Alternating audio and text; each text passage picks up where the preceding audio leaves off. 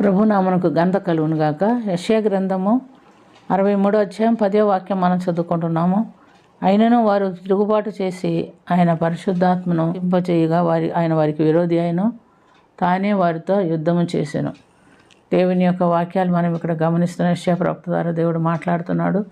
ఇశ్రాయేల్ జనాంగమును వాగ్దత్త ప్రదేశం నుంచి వారు విడిపించి భయంకరమైనటువంటి దాసత్వం నుంచి విడిపించి వాగ్దత్త ప్రదేశంలోనికి నడిపించినట్లుగా మనం చూస్తున్నాం. వాగ్దత్త ప్రదేశంలో వాళ్ళు స్థిరపడిన తర్వాత దేవుని మీద తిరుగుబాటు చేసి దేవునికి విరోధిగా అయినందుకు దేవుడు వారిని కొడుతున్నట్టుగా మనం గమనిస్తున్నాం. ప్రియమైనటువంటి దేవుని బిడ్డలారా, మనం గమనించినప్పుడు దేవుడు అనేక మార్లు అబ్రహామును పిలిచి ప్రత్యేకపరిచిన తర్వాత అనేక మార్లు అనేక విధమైన శత్రుత్వం నుంచి అపవాది చేతి నుంచి వారిని విడిపించి నడిపిస్తున్నాడు. యెషయా గ్రంథము 63వ అధ్యాయం 8 నుంచి 9 వరకు మనం చూసినట్లయితే, వారు నా జనులనియు అబద్ధమాడనేరని పిల్లలనియు అనుకొని ఆయన వారికి రక్షకుడు ఆయను. వారు యావత్ బాధలో ఆయన బాధ నొందెను. ఆయన సన్నిధి దూత వారిని రక్షించెను. ప్రేమ చేతను తాలిమి చేతను వారిని విమోచించిన పూర్వదినములన్నిటిను ఆయన వారిని ఎత్తుకొనుచు మోసుకొనుచు వచ్చెను. అయినను వారు తిరుగుబాటు చేశారు అని వాక్యంలో మనం చూస్తున్నాం. ప్రియమైనటువంటి దేవునులారా, తిరుగుబాటు స్వభావం బిడ్డలకున్నది. తల్లిదండ్రులు దీని గురించి బాధపడుతూ ఉంటారు. ఒక తండ్రి తన బిడ్డలను మోసుకొని వచ్చినట్టుగా ప్రభు నిర్గమకాండం 19వ అధ్యాయం 4వ వాక్యంలో ఏమంటున్నాడంటే, గిద్దరెక్కల మీద మిమ్మల్ని మోసుకొని వచ్చినట్టు నేను మిమ్మల్ని మోసుకొని వచ్చి ఉన్నాను. ఐగుప్తులకు ఏం చేశానో మీరు చూశారు కదా. మిమ్మల్ని నేను ఏ యొక్క అపాయం కలగకుండా నా ఎద్దకు మిమ్మల్ని ఎలా చేర్చుకుంటారో మీరు చూస్త్రీ అంటున్నాడు. ద్వితీయోపదేశకాండం 1వ అధ్యాయము 31వ వాక్యంలో కూడా, మీరు ఈ చోటికి వచ్చే వరకు మీరు వచ్చిన మార్గం అంతటిలో ఒక మనుష్యుడు తన కుమారుని ఎలా ఎత్తుకొని మోసుకొని వచ్చినట్టు యెహోవానగు నేను మిమ్మల్ని ఎత్తుకొని మోసుకొని వచ్చిన సంగతి మీరు ఎరుగుదురు, మీతో చెప్తిని అని అంటున్నాడు. ద్వితీయోపదేశకాండం 8వ అధ్యాయం 4వ వాక్యంలో ఆయన ఏం చెప్తున్నాడంటే, మరి గడిచిన సంవత్సరంలో నువ్వు మరి ఆయన కొరకు ఇలాంటి ప్రయాణాలు చేయలేదు, కష్టాలు పడలేదు. కానీ దేవుడు వారితో అంటున్నాడు, గడిచిన సంవత్సరంలో అందటిలో నువ్వు వేసుకున్న బట్టలు చినిగిపోలేదు, నీ కాలు వాయలేదు.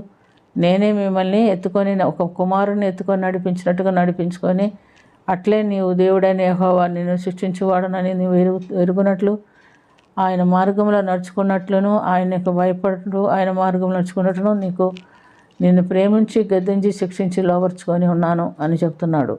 ప్రకటన గ్రంథం 3వ అధ్యాయం 19వ వాక్యంలో మనం ఏం చూస్తున్నాడంటే, ప్రభు ప్రేమించి వారిని అందరినీ గద్దించి శిక్షించి లోపరుచుకుంటున్నాడు.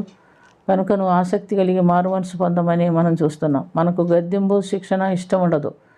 మనకు ఆయన ప్రేమ ఇష్టమే. ఆయన ప్రేమిస్తూ మనల్ని ఎల్లప్పుడూ ఎలాంటి కష్టం కలగకుండా మనల్ని తీసుకెళ్తూ ఉంటే మనం ఎంతో సంతోషిస్తాం. కానీ ఆత్మీయ జీవితంలో మనం లోతుగా ఎదుగుతున్నటువంటి సమయంలో అనేకమైనటువంటి సమస్యలు, శ్రమలు ఎదురవుతాయి. అప్పుడు కూడా నిన్న కాక నడిపించిన దేవా, ఇప్పుడు దాకా నన్ను నడిపించిన దేవా, ఇప్పుడు కూడా నువ్వు నన్ను నడిపిస్తావని విశ్వాసంతో దేవుని సన్నిధిలో ఒప్పుకొని ఆ శ్రమలకి మనం అలవాటు పడి ముందుకు పోవాలి. ప్రభు మనతో కూడా ఉంటే ఎలాంటి శ్రమలోనైనా మనం నిలబడగలుగుతాం. అందుకని శ్రమ నాకు వద్దు ప్రభా, శ్రమలో నుంచి నన్ను విడిపించు ప్రభా అని అడగకూడదు. శ్రమలో నువ్వు నాకు తోడుగుండు ప్రభా, నా చేయి పట్టుకొని నడిపించు ప్రభా అని మనం అడగాలి. అలా శిక్షిస్తూ ప్రేమిస్తూ ఇశ్రాయేల్ జనాంగమును వాగ్దత్త ప్రదేశమునకు తీసుకొచ్చినప్పటికీ కూడా వాళ్ళు దేవునికి వ్యతిరేకంగానే జీవించి ఆయన్ని దుఃఖపరిచినట్టుగా మనం చూస్తున్నాం. అందుకని ఆయన ఏమంటున్నాడంటే, వీళ్ళు ఏం చేశారు, నన్ను దుఃఖపరిచారు అంటున్నారు. ఆయనను వారు తిరుగుబాటు చేసి ఆయన పరిశుద్ధాత్మను దుఃఖింప చేయగా ఆయన వారికి విరోధి ఆయను అని అది వారితో తానే వారితో యుద్ధం చేశాను అని చూస్తున్నాం. కాబట్టి మనం పలుమార్లుగా ఆయన విసుగు పుట్టించినప్పుడు, ఆయన కోపం పుట్టించినప్పుడు ఆయన శిక్షకు మనం గురి అవుతాము. అలాంటి సందర్భంలో మన తప్పులు మనం తెలుసుకొని క్షమాపణ అడుక్కొని ఆయన వైపు తిరిగితే ఆయన తప్పకుండా మనకు సహాయము చేస్తాడు. అలాంటి ధన్యకరమైనటువంటి జీవితాలు మనం పొందినట్లుగా దేవుడు మనకు సహాయం చేయనుగాక. ప్రార్థన చేసుకుందాం.